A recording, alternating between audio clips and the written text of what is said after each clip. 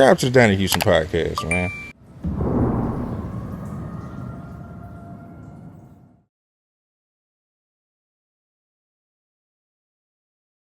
So then, how does the I mean, I would imagine because y'all moving so much, like what happens when the labels start coming around and like want to sign and do all that? The first people that tried to that reached out and I was at PV was Rap A Lot. You know what I'm saying? I remember getting a call from it was either Jazz or Jay Prince Jr., but I think it was Jazz actually that hit me. You know what I'm saying? I guess he got the number somehow, and he was talking about Walk That Walk, and it was on their radar, and maybe like some months later, I think we went down to the campaign and Rap A Lot. We had a chat, then we talked with Jay Prince Sr. and we just kind of like met him, and you know what I'm saying. We didn't end up doing a deal, but that was the first part, and then it just started going from there. Like Young Jock here hit me up one time. He had the little shit going on. He tried to sign me. Then from there it started coming the labels. You know what I'm saying. The Atlantic Universal. You know what I'm saying? I ended up doing the E1 Koch deal because they were the only label that approached me, and they was looking at me like an album artist. They knew about kind of a little bit about my mixtape grind. So everybody was trying to get them singles, single deals. The Walk That Way was just trying to get the single deals. But like E1 Koch, aka E1, approached me. Was like, hey, we want to do some albums with you. You know what I'm saying? And they came with a 3-album deal. It was just a no-brainer. It was just better than, you know what I'm saying? I could have been.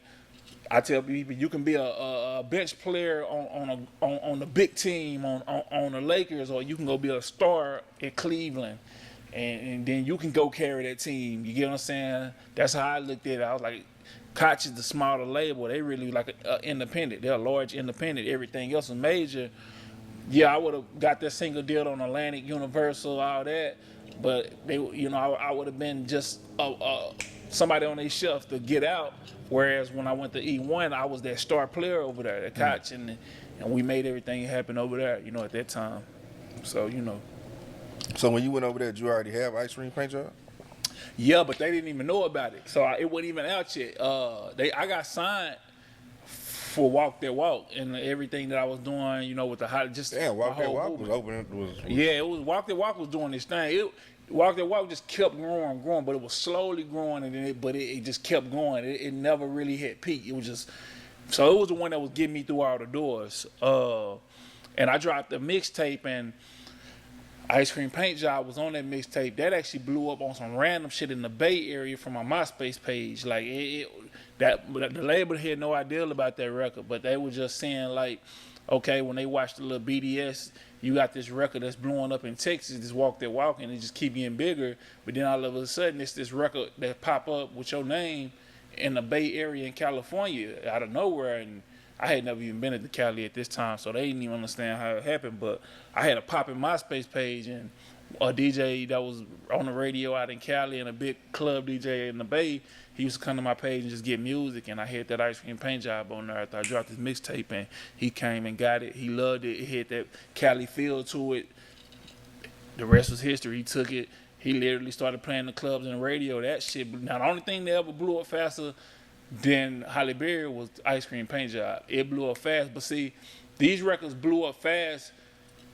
You know how people say how sometimes success can look like it's overnight? It's never that. It was, I was just in motion everywhere. Like by this time, nigga, I got mixtapes everywhere. I got a couple singles playing everywhere in the South. I'm on MySpace all over the place. So now my shit is moving like this. So when I drop Ice Cream Paint Job, it just take off fast.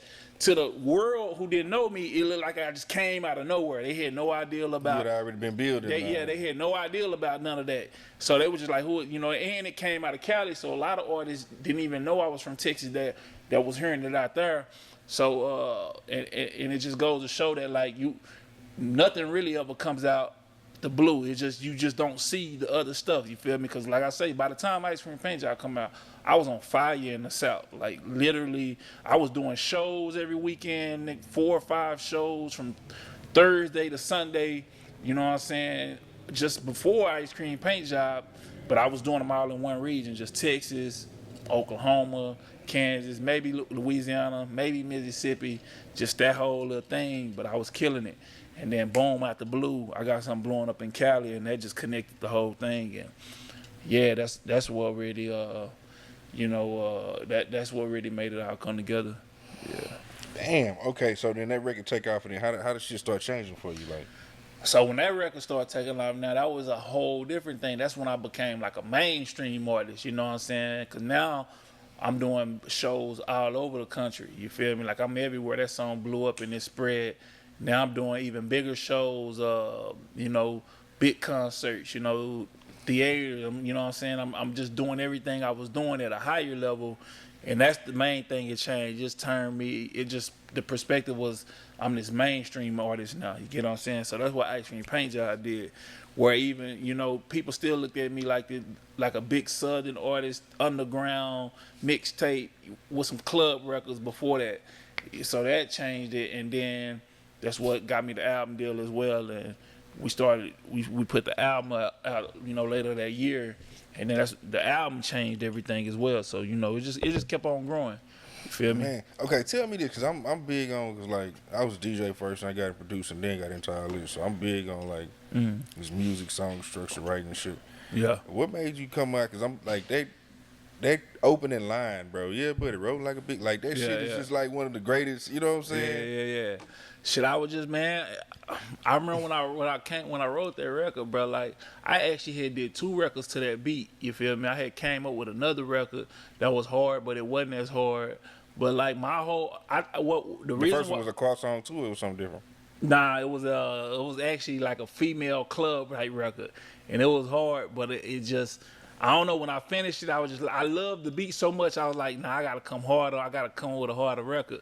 But what I had, learned about the Dallas Boogie movement and everything that was going on at that time was, before I even had Walk That Walk and all those records, I was struggling with making singles because I was a mixtape rapper. I was just using the rapping and bars and this and that, but that wasn't getting me in the clubs and it wasn't getting me booked, but it got me a buzz. So I started like learning how to make singles. So when I would go to the club and like try and get DJs to play music, they had a short attention span. Like you had like 5 to 10 seconds to impress at this time, because you had this, because Lil Will them, Lil Shine them, and it was a couple other people, Fat Pimp them. They records was already out before my Walk That Walk and shit was going, like, because I was still in that mixtape lane. But I'd be like, damn, how I'm popping like this? But then these rappers, I didn't know them at this time. Like, these motherfuckers coming with one song, and these niggas doing shows everywhere, and they shit popping. I was like, I need to learn how to make a single. Like, I need to do this. But what I learned about that time, it was like you had to catch people attention fast. So I started learning, like, even Walk That Walk, it starts straight out with She Can Walk, and then it drop into the beat. Like, when we was making those records, we was thinking from a mindset, like, we got to catch everybody fast with it. Otherwise, we ain't going to even get no shot. DJ going to change our shit, or people going to stop vibing. So I automatically started approaching records like that. And then I just started perfecting that. So by the time I made Ice Cream Paint Job, I just had this method there. So that's why the opening intro to Ice Cream Paint Job is just a straight punchline, like you're going right into it. You know what I'm saying? And I think I just naturally did that by this point, because every record I was creating at that time was to catch you at the beginning of the song. You know what I'm saying? So I would say that's how that manifested. Man, hell yeah! And then you had the remix and all that shit on. Yeah, the remix. It was a whole bunch of remixes. You know what I'm saying? Everybody was jumping on it. So we ended up doing like 3 to 4 remixes. You know what I'm saying? And it just kept growing like that. And then, man, so the Halle Donnie Houston.